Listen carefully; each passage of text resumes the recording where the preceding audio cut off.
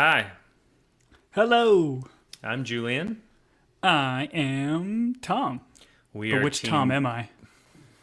we are Team Binge. We are here to talk about Dark Matter, which has been released as an episode 1 and 2 drop. So from the top we will be talking about both episodes. We thank you for joining us.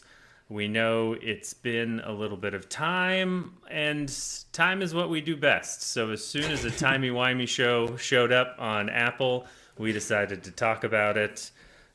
We did coin the phrase timey-wimey from Outer Range, which is a show that the second season is coming out on. We will also be doing. But Tom, let's dive into Dark Matter, both episode 1 and 2. This is a show that you read all of the books. I think it's a 15-book series, and so you're very familiar with all of the source material, correct? I wish I was. I generally don't pick up a book until I watch a series. I'm like, oh, that's kind of cool, and then I pick up the books. So I only do it in reverse order. Sure. You watched the Charlton Heston Ten Commandments, and that made you pick up the Old Testament, and Exactly. It's done you a lot of good. You love that Old Testament God. Anyways, this show is sci-fi. It's timey-wimey. Tom and I are going to dive into it. If you haven't joined us for a show before, Tom, you can correct me if I'm wrong. Neither one of us are neuroscientists or time travelers. Actually, you don't have to admit that if one of those is true. You can just tell me which one is true or not true based on the current reality we're living in.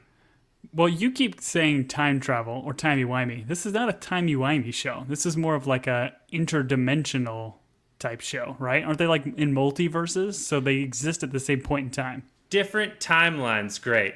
I'm already confused. The show confused me. You're gonna confuse me.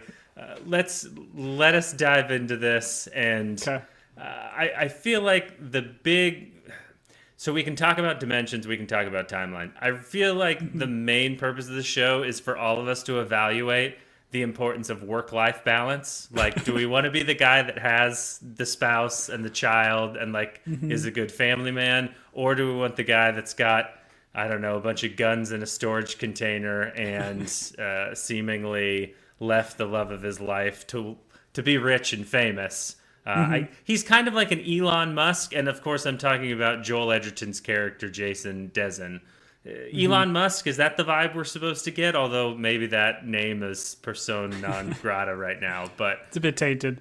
I mean, essentially, yeah. He decided to pursue his career, which I don't know what kind of scientist he is. I mean, they kind of just make him seem like, I don't know, like if it's neuroscience, if it's like theoretical physics or whatever it is. the bad boy of physics is all I Yeah. like. He's got like a leather jacket and probably has a Harley, and definitely not an electric Harley. It's run on gas. But yeah, But to your point though, he's not just like a theoretical physicist that does stuff in the background. He seems like he's a front man. Like he's the CEO. He's on the cover of magazines. Like he's a big deal. People know him.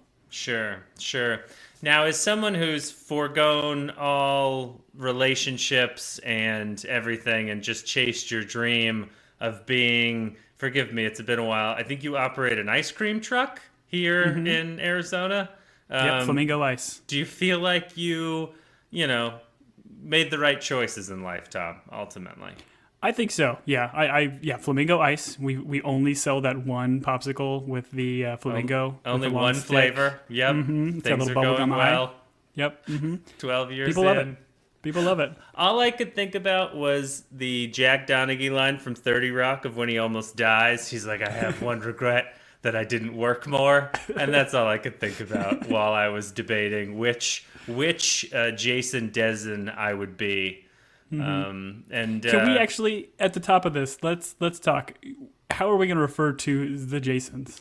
I think it's easier to do it this way. I think we say one is teacher Dezen and the other is like CEO Dezen or tech Dezen. I think that would be the way to delineate. Does that work? Like teacher or teacher Jason, teacher Jason, or you like family or work? Family Jason and work Jason.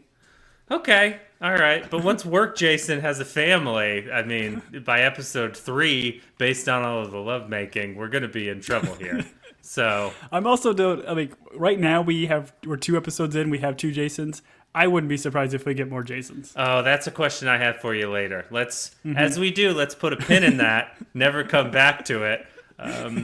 For those of you that, are, I don't know, 10 minutes into this and wonder what we're doing, we have done several Apple shows.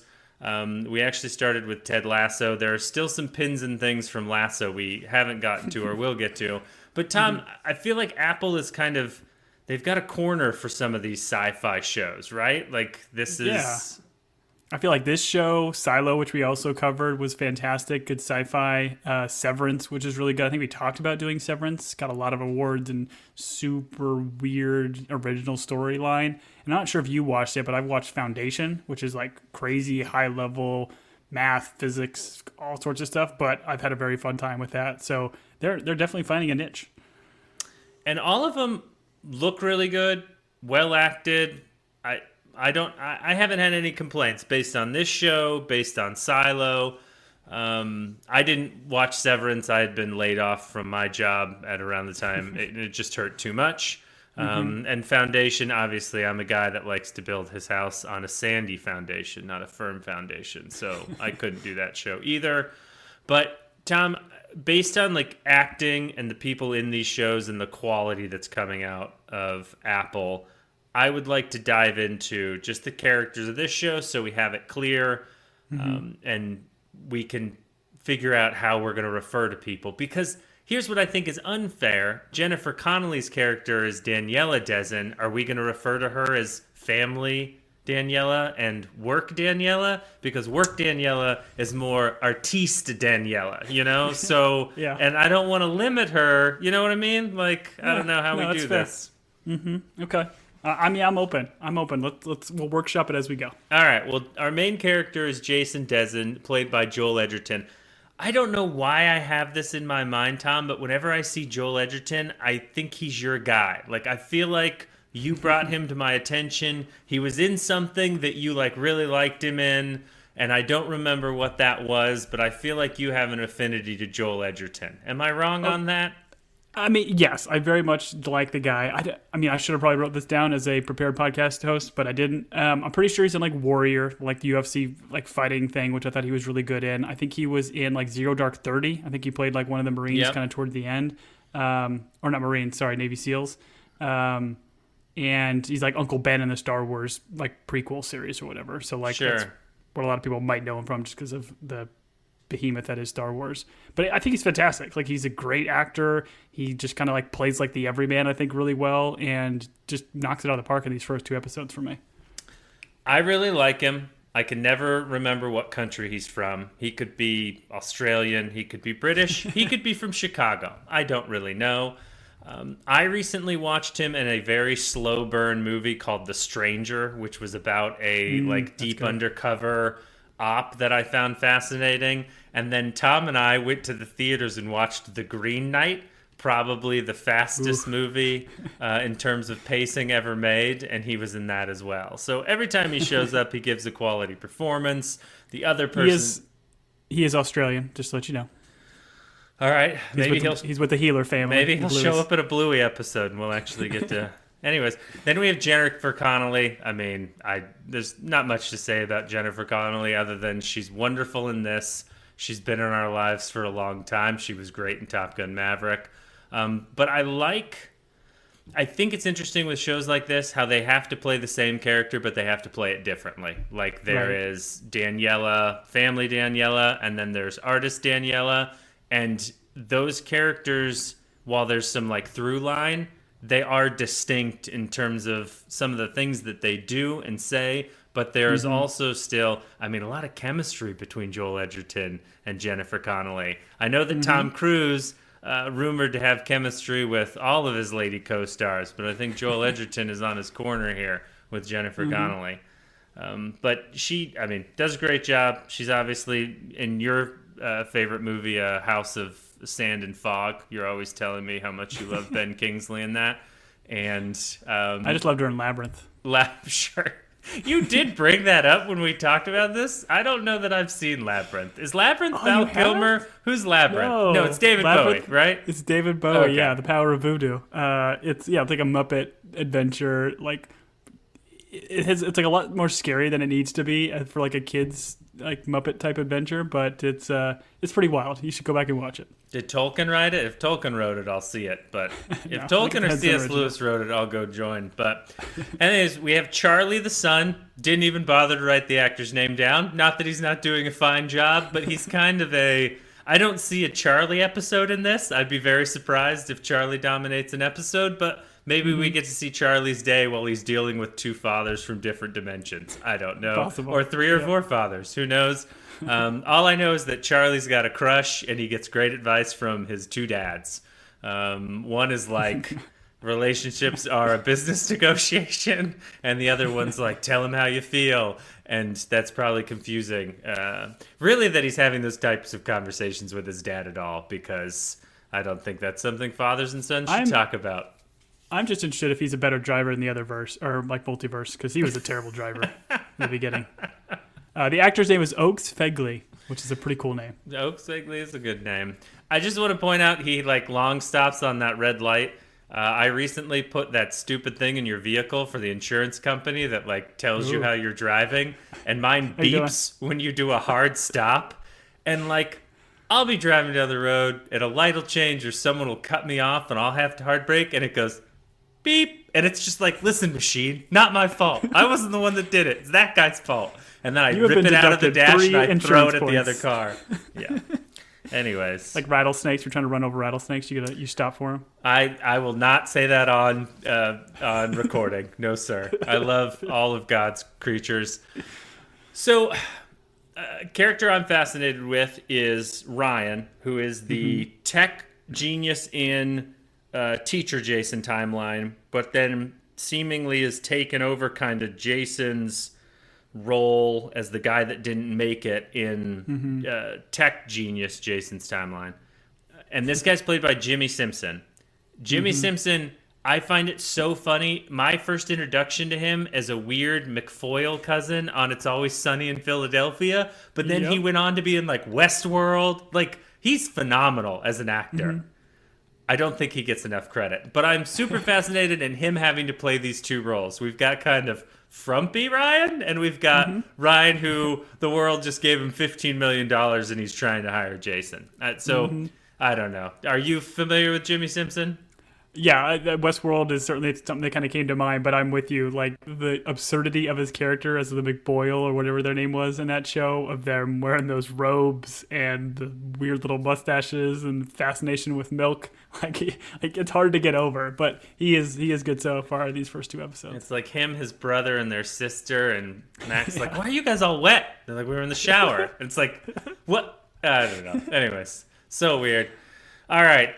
Something that matters in this show is the Pavia Prize, which is like, Tom, I know you read all the tech journals. So is there an equivalent tech journal where they get a bunch of money in order to, I don't know, do time travel? Or is this just a made-up prize that this show gave to us? I didn't look it up. I assume it's a made-up prize. Maybe we'll meet the Pavia. Maybe he is some sort of like neuroscientist that's going to come into play. Who knows? But yeah, it's simply like a Peabody or Nobel Prize for science. I think it's based on that scientist that killed all those dogs to see if they'd slobber, right? Isn't that the Pavia effect? Yeah. Probably is, yeah. Forgive me if dog violence bothers you, but take it up with the Pavia Prize Committee, because that's who they're named after. Real quick, we will get to Amanda, who we discover in the tech timeline. The tech genius timeline is Jason's love interest. Leighton is, I think Is she? Hold on. Is she a Yes. love interest? Or They is she live like together. just a fellow scientist? Does she live? I they feel like I share a didn't home get that. together. Do they? Yes. I thought she just lived in his old home and they happened to be acquaintances. But no, they're supposed to be together? The way I understood it is they are either roommates or they are lovers. And I find it hard to believe that two people that are attracted to the genders that they're attracted to are living in the same house and don't have some sort of romantic relationship. Don't you get the sense that the way she looks at him, I mean, it is a conflict of interest because I think she's the psychologist of the whole mission, the whole space time travel mission. But I assumed they were in a relationship. If I'm wrong on that, I'm wrong on that. But I'm pretty sure she's like, we share this house together, or we live together. Yeah, you're probably right. I guess just because of the way he was all freaked out in that timeline, we obviously certainly didn't see any affection, and she seems heavily involved in the science or whatever's going on in that universe. So I don't know. Are you confused because she's the woman from I Am Legend, and you assume a zombie vampire monster got her, and she shouldn't be alive in this world? Yeah, no, she made it. Who knows? The book was Allegedly. better. Anyways, love the intro to this show. It's very dark.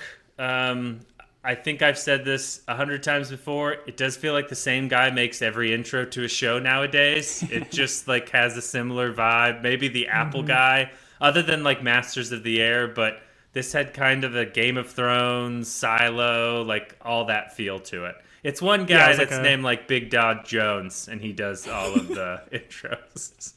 Yeah, I call him Big D. Big DJ, I guess. Yeah, sure. But yeah, it's like it's kind of like, I don't know, Rubik's Cube puzzle-y thing kind of coming together in concrete. It's pretty neat. Again, maybe it's one of those we'll watch in, I think it's 9 episodes in the entire series. Maybe by the time we get to 9, some of the things that are happening in the sequence make sense to the overall plot, which I always think is kind of cool. But I like how the season starts, where it starts with seemingly future Jason, or how are we calling this? This is Tech Jason. So Tech Jason is like coming out of this tesseract or this cube. We're assuming this is like the Schrodinger's box kind of analogy bit that allows him to do this kind of travel between worlds. And I want to ask you at the beginning here, what is your take on Jason? Like, do you feel like he is an evil version of himself? He makes mention, and then maybe I'm getting ahead of myself, but I feel like he makes mention of like, we're doing this for both of us. You get a sense early on that he's like the bad one, or he's just being kind of painted as an evil-ish character. No, I don't think his motivation is to do harm to the other version of himself in the other dimension. I think it's essentially, and this is a theme that runs through the show, runs through Daniela's art, it's like the road you didn't take, the choices you didn't make. And so all he's doing is my understanding is he probably searched a number of different dimensions, and this was the one where he stayed with Daniela and almost feels like the opposite, or he figured out what the choice was that his timeline diverged from this one.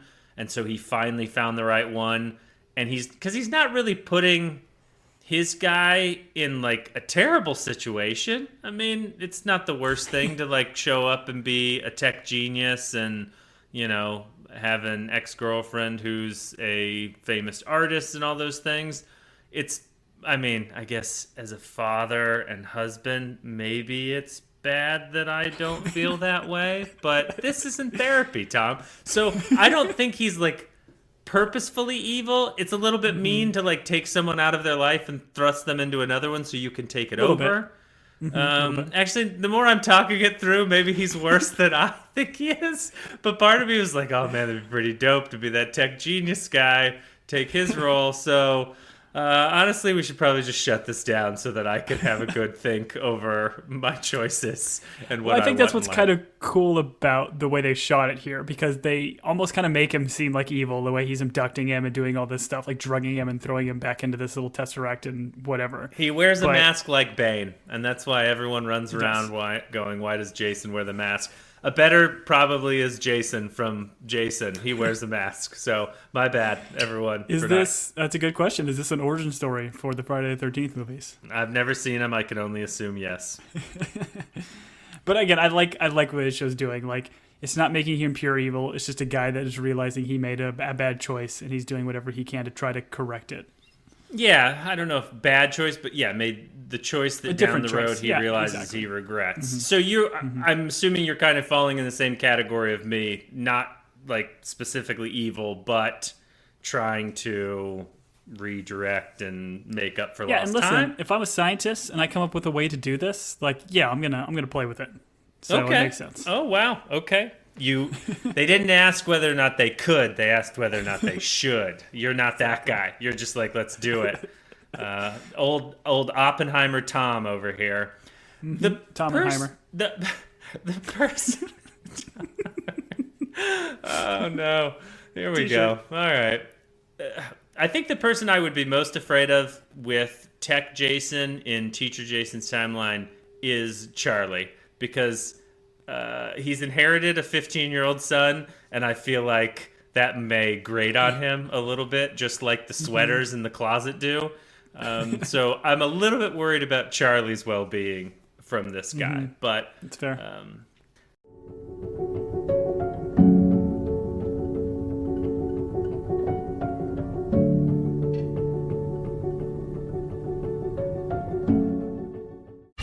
Get me Will Trent, ABC Tuesday. I don't even know where he is. Will Trent is back. You thought you could hide forever? Time to come home. The series that's being called one of the best network procedurals. We're going to solve this case. Featuring new cast member Gina Rodriguez. I'm a prosecutor. We deal in truth and facts. Maybe everybody should try that, huh? Will Trent, the 2-part season premiere, begins Tuesday on ABC and stream on Hulu.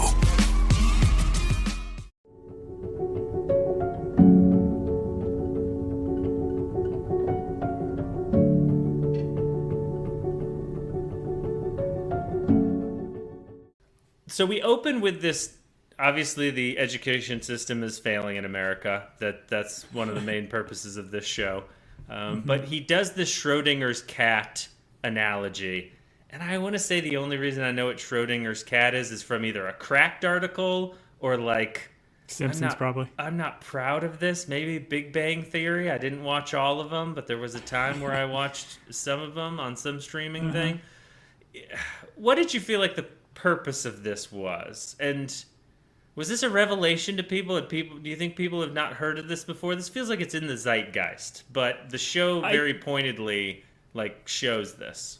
I think it is, but I think you need to, we're not probably going to dive crazy deep into the science and superposition and how this actually theoretically works. Oh, yes, we are, Tom. I will quote you scripture and verse on what science is being broken in this. Okay.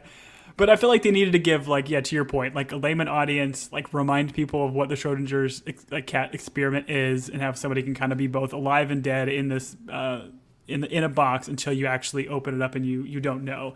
So, I mean, it's got to be obviously analogous to the show itself.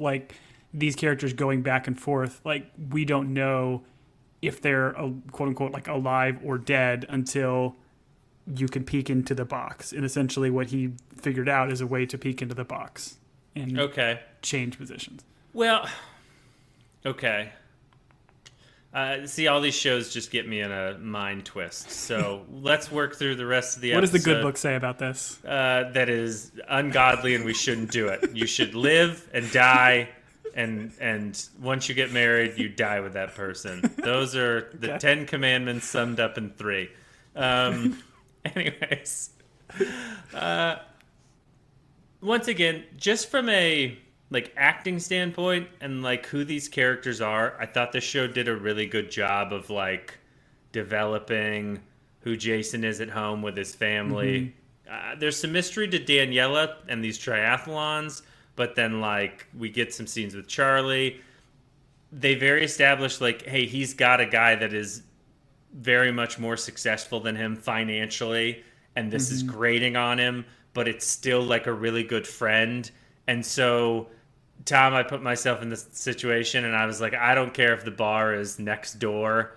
I'm not going to celebrate a friend's success if it's more success than I've had. I'm just too selfish of a person. So when he is ignoring Ryan's calls and not going, I could not have related more to I think there's a John Mulaney bit about canceling plans is like doing heroin. That is how I felt when he was ignoring those phone calls. I was like, good for you, Jason. Have some scotch and stay home. Yeah.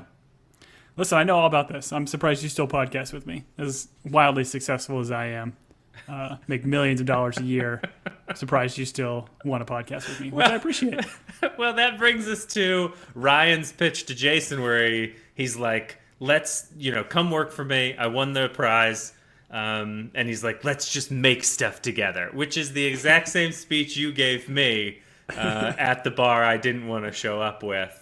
And this is where we discover that Ryan has made his impact on the world through neurotech, which, if you asked me what neurotech is, I would say it's technology that goes into neuros, and that's as far as Okay, got it. Neuros brain. Got it. I do know the good book is against putting chips in your brain. That I know. Okay. It's in Leviticus, right?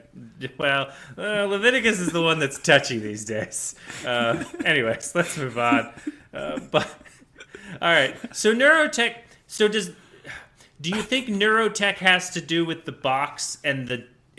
Yes, 100% yes. Okay.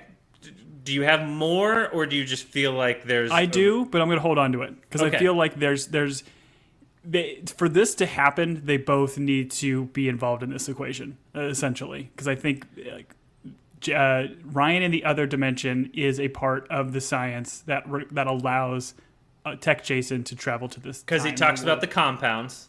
Yes. Okay, and so in this one, Teacher Jason did some sort of calculations and some stuff for Ryan, right? So there is in both timelines or in both worlds, they have helped each other out, and just one was more successful, right? They mirror each other. Correct. I think based off of who is like leading the science, because in Tech Ryan or Tech Jason's, this is so hard to talk about. It's difficult. In the world where he can travel to this world, that Jason, like, he needed Ryan's compound to probably make it happen. Yeah. In the other world that we're in now, his Ryan. neuroscience, maybe he's doing, Ryan's building something to cure cancer, cure Alzheimer's, something like that, is maybe using tech from, or not even tech, but You went to Jason in some curing form. diseases. You get the sense that Ryan's like doing things like, I figure he's making like Google Glass and everyone hates him for it because people that wear Google Glass are jerks. But so you took it as Ryan is a good guy using science for good, and he just needed some of Jason's, like Jason did some calculations for him and stuff on the side. Yeah, I would assume, they're both just science nerds and need each other for assistance. But in this world, like, we find out that Jason doesn't follow Ryan, essentially, right? Whereas in the other one, Ryan followed Jason. Right. And speaking of following, leaving the bar, Jason is kidnapped. Who is he kidnapped by? You guessed it, kids. Himself. This wasn't supposed to be a surprise or anything. They telegraphed this pretty hard, right? I think so. I mean, I feel like I watched the trailer for the show too, just to see if it was something I'd be interested in. And I think they play on the fact that there's multiple Jason's. So I kind of knew it would be him. But I do want to say, another show that we covered was Murder at the End of the World, where they kind of wore like a white style mask like this one. I thought this one was a lot more like just cooler, like distressed. It just looked a lot cooler in that show. Yeah. No, certainly. I think that if I was in the living room with someone and when it was revealed Jason kidnapped himself and they audibly gasped, I would have been like, I'm with the wrong person. I'm in the wrong dimension. Did your significant other gasp? No, she's much smarter than me. She was like, this is what's going to happen. Also, so-and-so is going to get shot at the end of the second episode. And I was like, we're on episode 1. How do you know that? And then she looked at me and she's like, I'm you. And she put on a mask and then drugged me. And now I'm here. So unpack all of that. I don't really know what to do with it. I don't want to. I do think it's worth noting, though. So, like, we get that bit of Jason seemingly stalking Jason. And we don't really know how long, but he's kind of, like, in the car in the background. He goes to, like, this storage unit, which he has a bunch of, like, cell phones charging. We get that quick little bit of that little guns, purple Tom. goo. There's guns. He's got guns. I noted the guns. I know you didn't. I noted the guns. So many nice guns. Canned foods. But yeah, he had that little like purple compound thing. So my assumption is like that is maybe what Ryan is making in the alternate universe that helps him be able to travel between these things. So like at first I was like, oh, why is our Jason going into this thing? But then you realize, oh no, this is the other Jason who's been prepping this abduction. Got it. Okay, so now it's our Jason, not their Jason. Okay, Yeah. I got it. All right.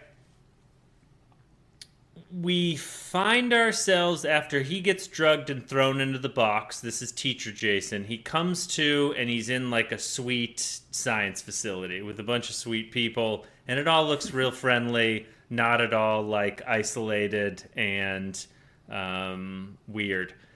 And this Leighton, I think, is mentioned in Teacher Jason's timeline by Ryan as like he's the rich guy that they went to college with, and Ryan like partnered up with him. And so then we meet him in Tech Jason's timeline, which now has Teacher Jason's timeline, as Leighton, and he's the one that's like, you're the only one who returned. So the assumption is that Jason is not the only one that has gone into these boxes. There's multiple boxes and multiple people that have been shot into other dimensions, or have they sent out multiple Jasons? That's interesting. I mean, my assumption would be there wouldn't be multiple Jasons in one like universe, but maybe that is the case. Maybe there is a universe that has like 13 Jasons. That's like all the failed experiments. They all go to that universe and just get stuck. Or they cloned him, and then they all sent them in boxes to different places, and they're like, you're the only one that showed back up. I don't know. I don't know how science works. Yeah, maybe it's the Schrodinger's cat thing, right? So like all the other people that attempted, they are the dead ones, and he's the alive one in the experiment. I'm assuming we're going to get more to this. Probably not. I hope they don't explain it at all. I just know that I like what you just did there is when we can't explain something, we're just going to go, Schrodinger's cat. I don't understand Schrodinger's cat. I'm not going to pretend that I do. By the end of this show, I still won't. But every time I'm confused by something, I'm just going to yada yada it with Schrodinger's cat. So be prepared. That's my code word for, Tom, I don't know. Let's move on. You do that, I'll do Pavlov's dog. Nice. But we do find out here that, so like he was gone seemingly for 14 months and 10 days. Is your assumption here that he was in the other Jason's world for that 14 months, like prepping this abduction, prepping that storage unit, getting it all set up for this point in time? My assumption is he had to make a couple of different jumps to find the right one. Okay. And I do think he was in Teacher Jason's world long enough, because we're actually talking about Teacher Jason, but they think he's CEO Jason or Tech Jason. I think he was in stalking himself for a little while, but I don't think he was. I can't imagine you need to stalk yourself for 14 months to be like, what's this guy up to? And he's got like a diagram of the house. If I watched myself for a day, I'd be like, I got him. I got what this guy's about. It's not much. He doesn't have a lot going on upstairs. In fact, I don't know why anyone likes him. I wouldn't even put this version of me in a box. I'd just be like, dude, just death. Take her Here we go. to the desert. To the desert. Anyways. So I don't know. What about you? Do you think he's literally been watching himself for 14 months? I don't know. I mean, again, we just don't know much about the science and the sci-fi-ness of it. Like, my take is that he doesn't have this wild control where he can just go exactly where he wants when he wants. I would guess it's more random than that. Well, that's what I'm saying. I think he had to try a couple of options before he found the right dimension where he liked the environment. And so I think he studied himself, because I mean, we make a billion choices during the day. So there's a billion different, more than that, not a mathematician. And so I do think it's random. I don't think he has any ability to go in that box and be like, hey, I want to go to the time. Unless that is a time thing, unless you can look at a time and say, hey, I remember when, I mean, they talk about in episode 2, when she got pregnant and that decision that was made. And that's when, but they have a conversation where he doesn't really seem to remember that. Now I'm confused. Anyways.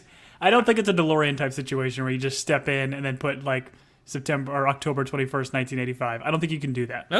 Okay. Well, I think tech's gone a long way since you time traveled. So I think these guys are on it. I think he's able to, they've got a dial, and it's just like Jason's big life choices. It's like first communion, got Daniela pregnant, didn't go to Charlie's baseball game. Didn't take Charlie fishing.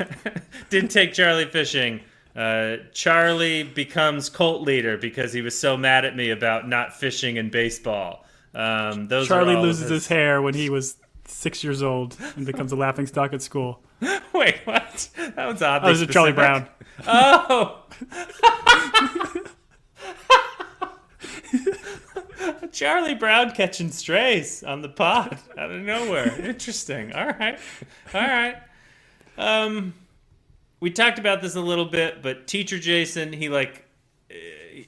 escapes from the facility, but he talks with Amanda. So you and I are on different planes of existence of who Amanda is to Jason in terms of whether or not she's a colleague or they live together as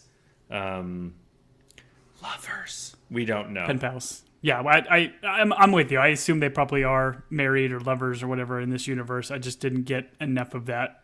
Tech vibe, Jason's too cool to get married and settle down. Like, why would Tech Jason be living at this house that is right opposite a subway or metro or whatever?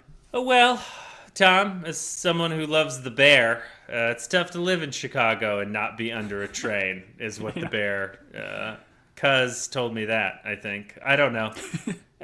Could he be in a nicer house? Sure, but he loves the city. He loves that bar. He gets to walk down to that bar where everybody knows your name in one timeline but doesn't know your name in another. No. All right. Tech CEO Jason gets home. So they do this cool thing in the show where they're mixing up the timelines. You've got Daniela worried, like at home sick, wondering where Jason is. And then Jason shows up and you think, oh, everything's going to be okay. He showed up. But then guess who shows up? Not Teacher Jason, but Tech Jason. And he's got the wrong flavored ice cream. And Daniela shoots him in the face because she loves ice cream. I like how they do the cuts though. Like there's that like kind of noise and then the snap that you get that like shows them actually switching between Jason. And then to help us out in this first episode, you get like the one Jason has like because he got punched in the face. He's got the scar or open wound on his nose versus the other one. Right. One got stabbed through the hand, and she's like, oh, what happened to your hand? He's like, you wouldn't believe it if I told you. And I was like, I don't know. These people believe a lot. That noise, Tom, I read an article. Someone described it as a Zippo, as like a Zippo flip. And I was like, oh, that 100% is the noise, which is probably not. But once they said it, I couldn't get it out of my brain. And I love a good Zippo click. Tom, okay. Say you get thrust from your dimension into another dimension, and your new wife, who was like an old girlfriend that you separated with, but you're trying to pretend like her husband. You understand where I'm getting at. You need to show up with a forgiveness food. And in this dimension, Jennifer Connelly doesn't necessarily have to be that person. It could be, I'm assuming you're married. I don't really know you all that well. But like, what is your forgiveness food that you at 2 a.m. you're a little bit hammered, you're showing up with forgiveness food? What is that forgiveness food? Now, I did the ice cream. I feel like my forgiveness ice cream, which was comical because I searched this in Google. I'm like, Google forgiveness ice cream, and it told me the AI generative search says, oh, it's mint chocolate chip. It didn't say like it could be. It's like, oh, the forgiveness ice cream is mint chocolate chip because it's sweet, cooling, and has chocolate chunks. So I'm like, okay, cool. So it's nice that AI is answering the tough questions for us. Yeah, so it sounds like your relationship's going well because Google's just giving you all of the romantic advice. That's good. That's good. For sure. Now, you said food. I'm assuming you've got something in mind. What specifically are you thinking? Oh, no. I probably have a brown bag on a bottle, and I'm like, oh, this isn't for you. This is for me. And then I like go to the cabinet and I pull a glass and I use the water thing, and I'm like, this is for you. And she's like, are you going to put ice in it? And I'm like, no, you're fine. And then obviously I go back to the other timeline because this relationship isn't going to work out, and it's not my fault, it's hers. She's so demanding. Fantastic. She wants ice in her water. Anyways, all right. Let's. So that's essentially where episode 1 ends. And man, I hope these crazy kids make it. But which kids? Jason and Daniela, of course, the two The two, the two lovebirds. Episode 2 opens up with Teacher Jason running to the bar, which is the best place to solve problems. You and I know that. We've been on record. Team Binge. After the bar, he then goes to the ER, which, I don't know, Western medicine, questionable. I don't know if I believe it. And I thought the key thing here with the doctor, and other than her being like, listen, there's nothing wrong with your brain, is she's like, we did see some psychoactive compounds that no one has ever seen before. And then does not do any follow-up. So, bad doctor. Maybe if you see something you haven't... Anytime you're at a doctor and they're like, listen, we've never seen this before, maybe take a beat, have a conversation. Go into that a little bit more. That's probably the last thing you want your doctor to say. Hey, they look at the paperwork, I've never seen this before. And then there's 8 other doctors. That's what she tried to do, right? Did she try to get him committed to then potentially run more tests? Who knows? That's true. That's not the doctor's fault. My first watch of this, I was like, oh, so he just drugged him when he was freaking out and then was just going to throw him in the Tesseract to have him go. But is the assumption now that what he shot him with is probably this purple goo or this something that is maybe required for interdimensional travel? I'm not having any conversations about anyone shooting anyone with goo. I do want to point out, you said Tesseract, like that's a normal phrase people say. Why do you keep saying Tesseract? I thought Tesseract was something that Indiana Jones finds in that temple. Why aren't you saying Tesseract? What is the Tesseract? Tesseract's from Marvel. It's not in the good book, I can tell you that right now. What is happening here? You've probably said it a dozen times. This is where I'm putting my foot down. Why do you keep talking about a Tesseract? I knew when I wrote it in the outline that you were going to freak out about it. So, Tesseract is it's just like a 4D analog of a cube. So what he holds on to. So many words you're saying right now. I don't. You're analog. What are you talking about? Is it a cube? Do you mean a cube? Let's not sound smarter than we are. Why are you saying Tesseract? Is it a box? It's a box within a box. It's cube inception. Let's just say that. But that's what he's holding. I feel like I'm farther away from it, but you just keep using the term. Okay, hold on. I'm laughing too much. Okay. Well, that's not what we're here for. This is a serious conversation about a serious show about Tesseracts, cubes within cubes, and guys shooting blue goo on each other. So please, go on. Purple. Sorry, I'm colorblind. You know this. Man, don't colorblind shame me in front of all these people. Oh, goodness. But what he takes from his office, he takes his notes, and then he takes seemingly a big paperweight, right? So it was just a cube, but it has little metal parts that are connecting into a solid cube on the interior. So that is seemingly what the actual device is that we see him walk out of in the very, very first shots of the series. Okay, so you're talking about Tech Jason taking this from his office, not Teacher Jason. No, Teacher Jason takes it from Tech Jason's office, and that's where he starts to realize, because he takes his journals or stuff on the wall, and realizes that, I actually was able to solve this thing that I was working on in my universe. Got it. But listen, if it's too highbrow for you, I can stop using Tesseract. I can call it 3D Square. No, let's keep it short and sweet. Okay. Tesseract is fine, I guess. I don't know. All right. We cut to Tech Jason waking up with Daniela, and this made me feel uncomfortable. I don't know that it's cheating, but it certainly feels like cheating. Feels like some chicanery here. I don't know. I tried to find this in the good book about if yourself goes to a different time dimension and you have relations with the person that you're married in whether or not that is a sin, and it was inconclusive. So for a book that has all the answers, seemingly, it did not have the answer for this one. My wife and I did have a debate at the end of the episode where he is hooking up with the interdimensional version of his wife, whether that was cheating or not. I gotta say it is. That's what my gut said. My gut said this is bad. Now, if they go to a church and they renew their vows, all good. They can touch each other as adults do in let's move on. Podcast for children. Here we go. All right. He's got a real problem with the sweaters in the closet, which I thought was a funny way of them being like, oh, this guy's not like into everything about domestic bliss in this life. Because typically he's in like a slim-fitting black turtleneck, as all tech guys wear. And jeans.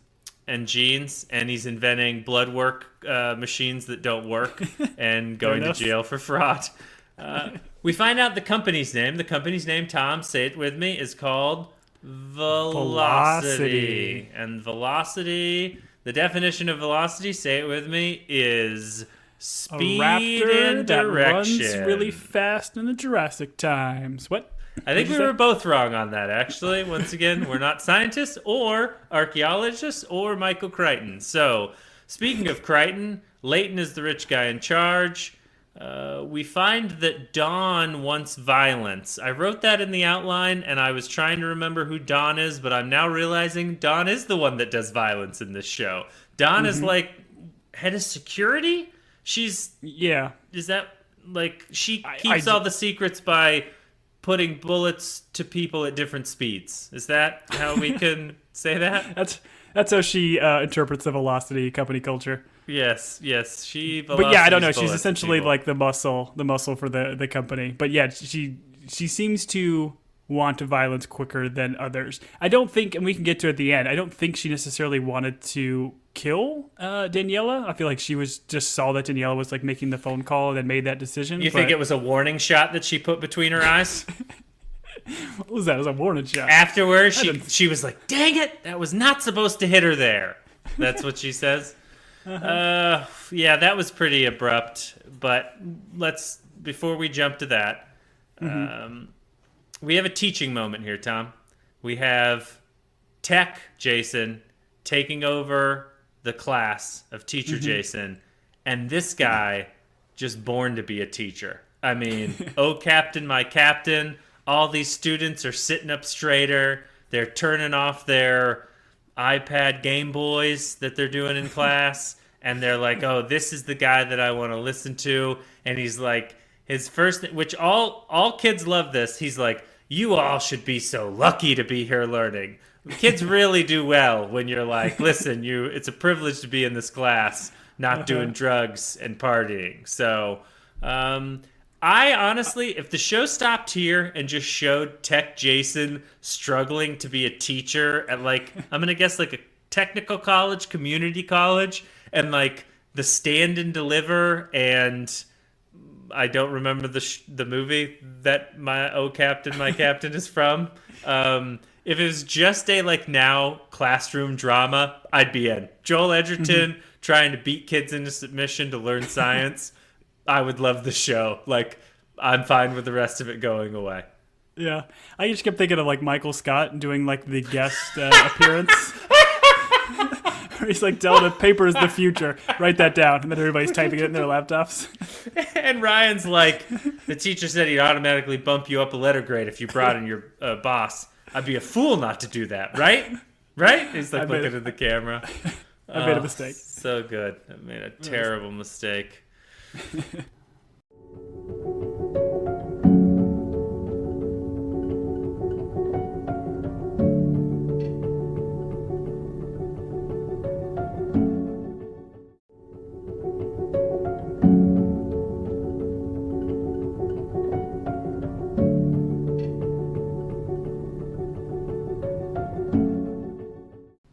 All right. Teacher Jason is trying to figure out what's going on in his world, and he ends up at Daniela's art show. And Tom, I want to be on the record here. Art shows are something that TV shows and movies often do. Like, someone's always an artist. There's always an art show going on. There's always a gallery that we've got to go to. Never in my life have I been to one. Nothing in a TV show or movie has ever inspired me to go to one. And so I would just like to say to all the TV writers out there, write for us normal people that have never been allowed into an art gallery or art show and probably wouldn't understand what's going on. This show was no exception. I had no interest in showing up to this art show that's just a bunch of pictures of Joel Edgerton It's like, he's in movies. Don't go to the art show. Just turn on one of his movies. It's Joel Edgerton. What are we doing here? Go watch The Green Knight. I don't know. I did like I like the concept of picking like the door, and then how that kind of like falls in with the whole Schrodinger's cat, and you're picking your destiny or whatever. I liked how some of the art was of like literally Joel Edgerton, like multiple versions of him, like kind of blurry and like kind of, I don't know, like multiple man kind of deal. I thought it was kind of cool the way they tied that in though. Everything you liked, I hated, because I know I would have gone to that show. I would have went through one and been like, I bet the other two are the exact same. They just want you to come back and figure that out. And so security probably would have escorted me out of this art show because I would have said some things.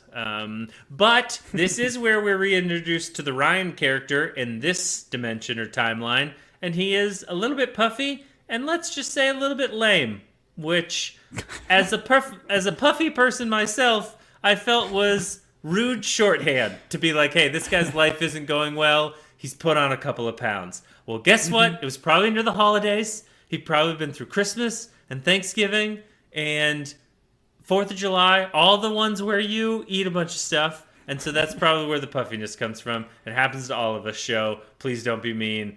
I'm trying to lose the weight. I kind of thought about that during the episode. I wasn't sure if he like gained weight for like one of the characters or not, but it definitely does seem like he did. I wonder if they shot this in a certain order where he was able to like gain or lose weight. No, I think they just put fat on his face. I think it's all. So? Yeah. Okay. He's in like what was the character Martin Short used to do when he was a little bit heavier? Okay. Jimmy Glick. Yeah. They Glick, put him in. yeah. I think it's actually. I mean, his name is Jimmy, so I think they just went and got the Jimmy suit and they put him in it. So Okay. Ryan and Jason talk, and Ryan understandably thinks Jason is a little bit of a jerk because.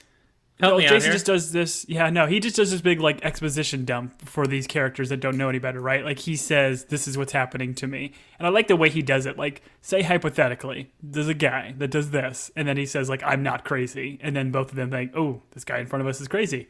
But the way I get Ryan reacting so like heavy-handed and saying like, "Why are you doing this?" Like he thinks he's just like messing with him. But you figure like as a scientist and knowing what Ryan or what Jason is up to in your world and the kind of stuff that you've done as a neuroscientist, like you figure you might ask more questions and not completely jump to like, hey, you're a jerk.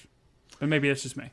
Okay, and forgive me, I was at the art show. At this point, we're like at her little small gathering, and it's just the three of them who seem to be kind of close friends and catching up. And this is where Jason, like very quickly, is just like pouring out, "Hey, this is what happened to me."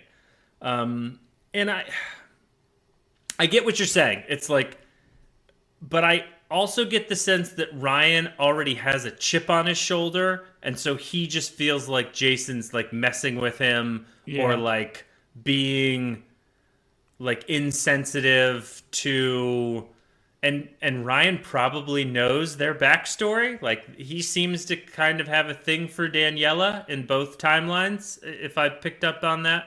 So I wonder if I picked that up. I wonder if he doesn't know that, like, at some point I mean, obviously he would have known they dated, but maybe that Jason was like, I don't want to have a kid. I want to focus on work. And he's kind of the friend that is in that situation where he knows both sides. And so there's some resentment towards Jason, both from a work standpoint and a personal standpoint. So I get what you're saying. It's in every show. It's like, hey, let's spend like 5 more minutes asking some more questions and talking things out, and maybe we could solve this. And maybe this TV show could end in episode 2.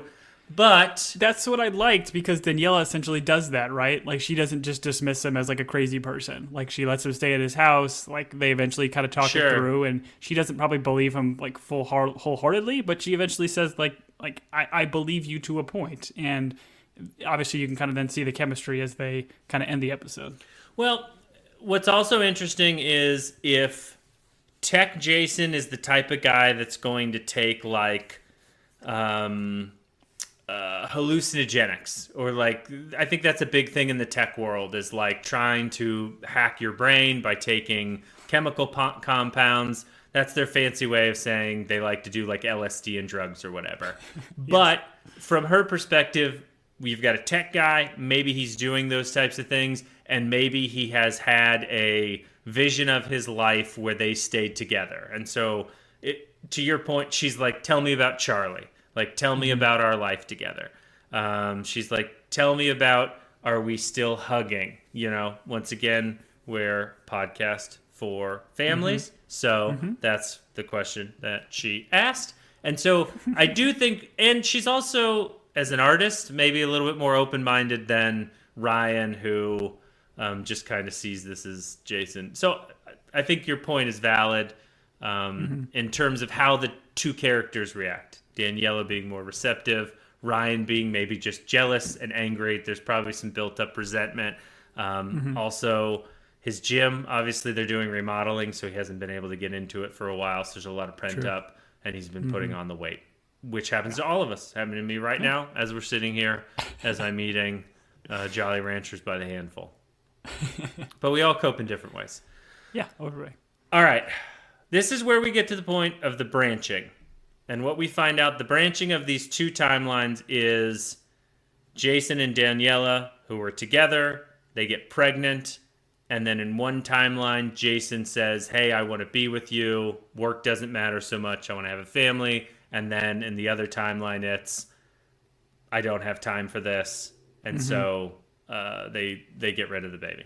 And so I guess back to what we were talking about earlier. So you don't think the technology allowed Jason to drill down enough to find where this split happened, and that he went to the specific timeline that allowed him to be with Daniela?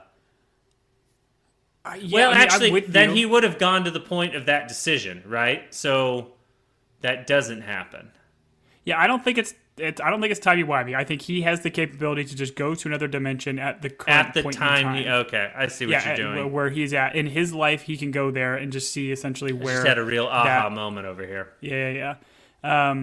But yeah, I mean, this certainly was his goal. His goal was to find a multiverse that had him married and with his love of his life, and he realizes that he regretted this. How he got there, like eventually, I think is certainly the question to ask. But I like how they did, like where this pivot point is. It still establishes both of these characters have similarities between each other, as well as the other actors in the series. Like, because if the pivot point was something that happened when he was a teenager or something like that, it just would drastically change the life and the characters around him. So I think it's an interesting pivot point to kind of use as the show. And to your point in the very beginning, like you kind of made kind of corny, but it is interesting. Like the concept of the work-life balance and how you choose one way or the other, and how you can regret those decisions. If every TV show or movie is teaching me a lesson like this, it's always that you should, The Family Man with our favorite Nick Cage. You always choose family. That's what makes you feel good, and that's maybe what the most satisfying. So that's what Hollywood is trying to tell us, but Hollywood is often wrong. So my advice to people is chase those Benjamins, because no one was ever sad on a jet ski, to quote, I can't remember the stand-up's name.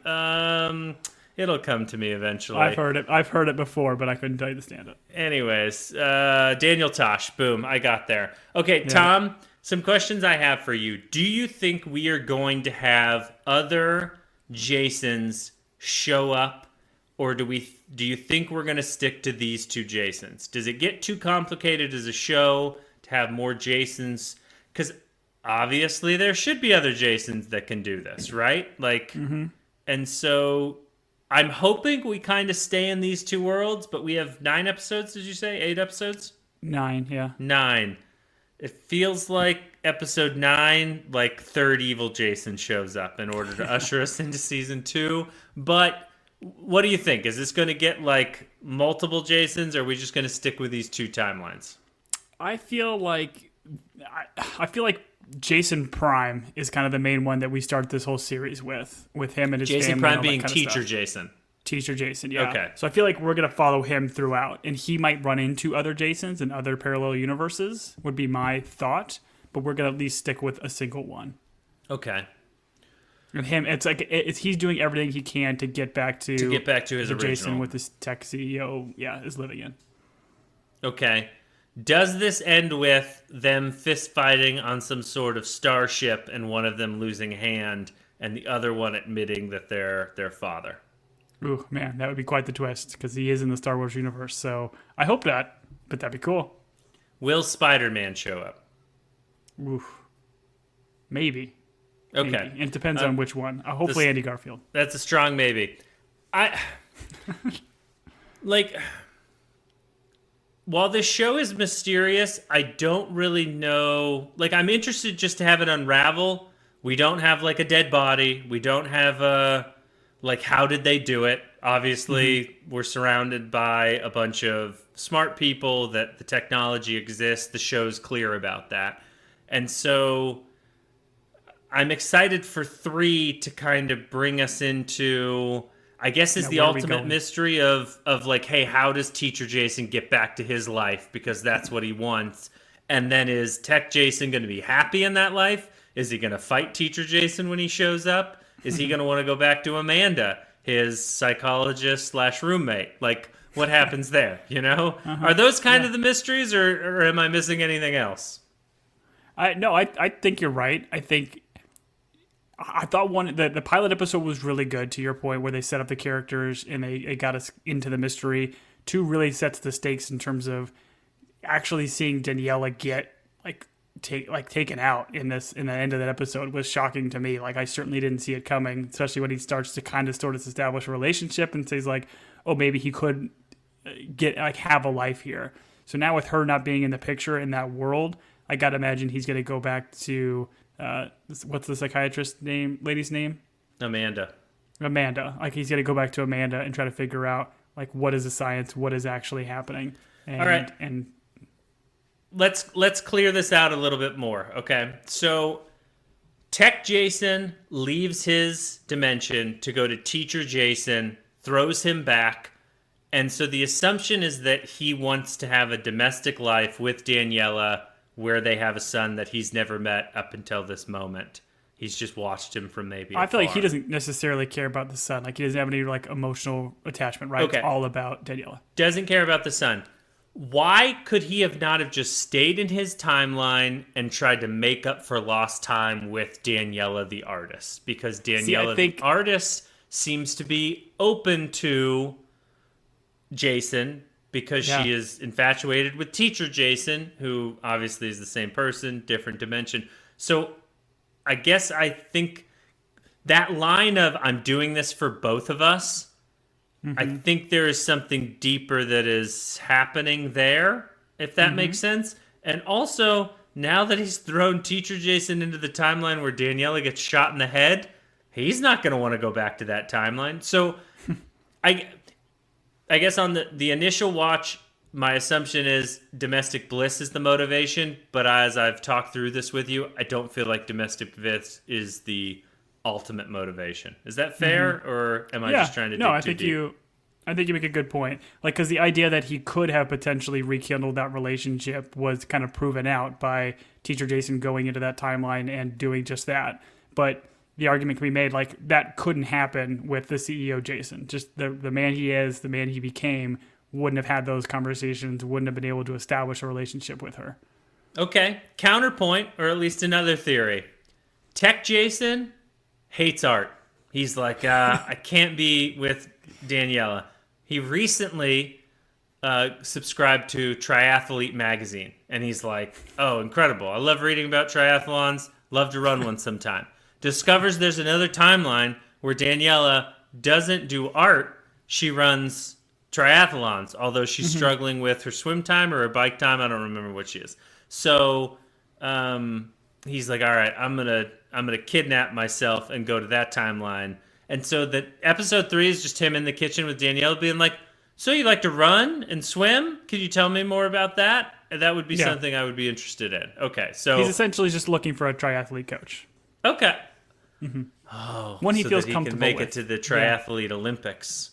Yes. See, Got now it. we're getting it. All We're right. getting to the bottom of this. All right, I feel good. Tom, you're a details guy. You love looking into like Easter eggs. You're a detective. You're a sleuth. We've done the After Party, which is also an Apple show.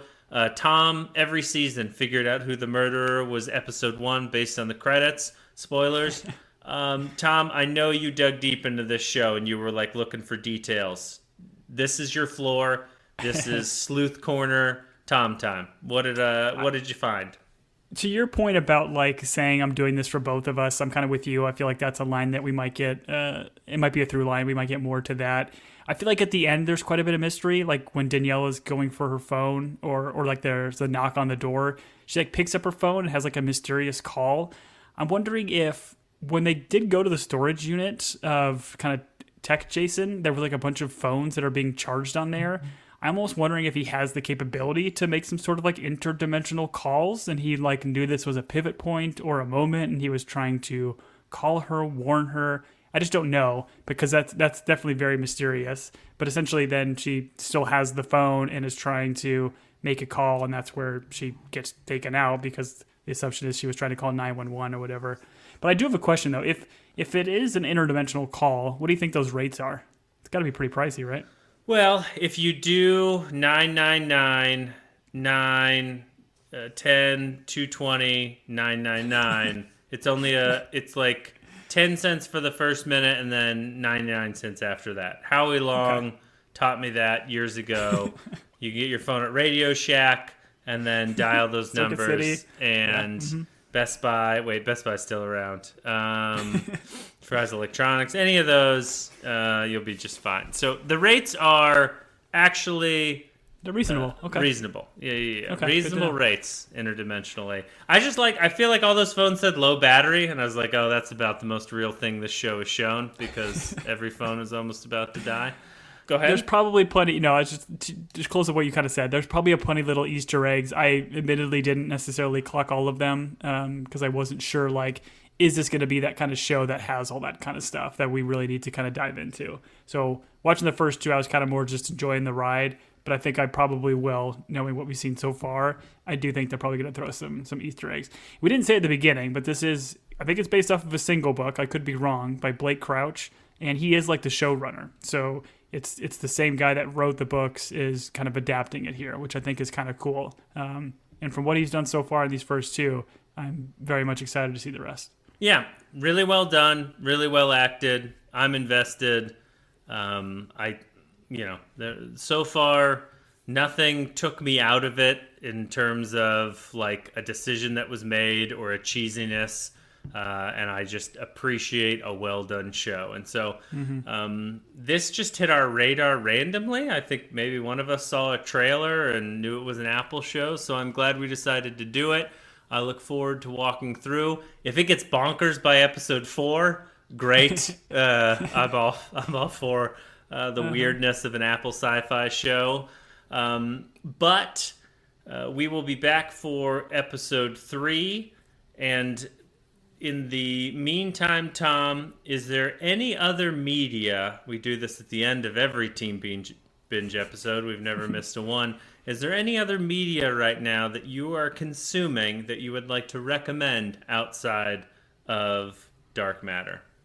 I will bring up 2, just because these are things that I consumed recently, but I am unfortunately not going to recommend either. But we watched Palm Springs on Apple TV, which started out like a lot of fun. Had like Carol Burnett. It's got it's Kristen Wiig. It's kind of the main. Yeah, it's got just a lot of fantastic acting, some really kind of fun sequences to kind of start. Ricky Martin's in it. He actually is pretty fantastic in it. Love Ricky. But it ends like it was, to me, one of like the worst finales of a show that I've ever seen. Like it was just, I didn't like what they did. They ended on a big cliffhanger. It was a fun enough ride, but I really, really thought they did not stick the landing, so I was kind of bummed.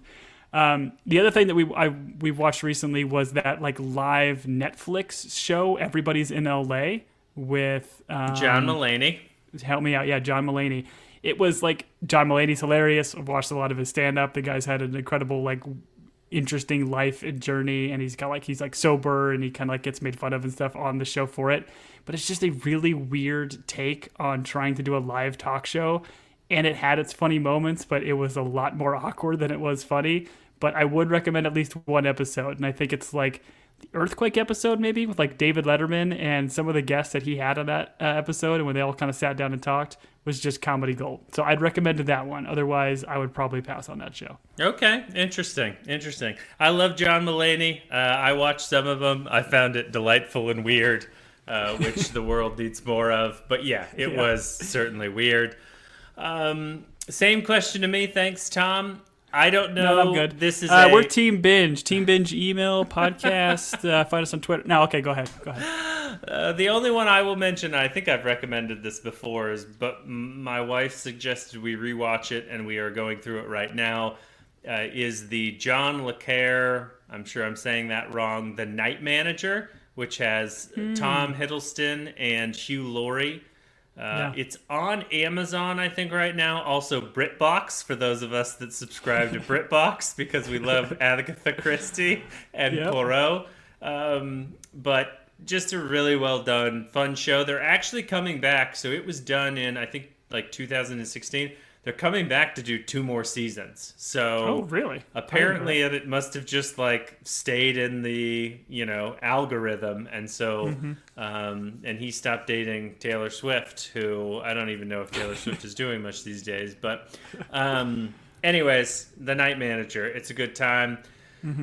If you would like to reach out to us, we do.